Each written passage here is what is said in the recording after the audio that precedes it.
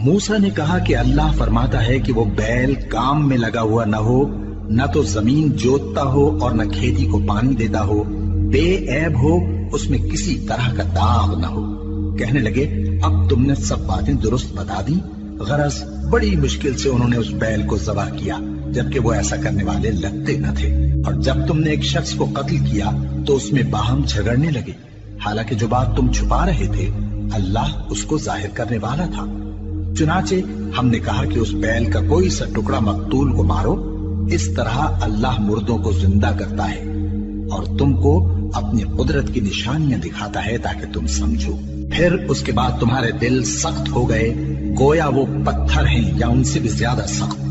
اور پتھر تو بعضے ایسے ہوتے ہیں کہ ان میں سے چشمے پھوٹ نکلتے ہیں، اور بعضے ایسے ہوتے ہیں کہ پھٹ جاتے ہیں اور ان میں سے پانی نکلنے لگتا ہے، اور بعضے ایسے ہوتے ہیں کہ اللہ کے خوف سے گر پڑتے ہیں، اور اللہ تمہارے کرتوتوں سے بے خبر نہیں۔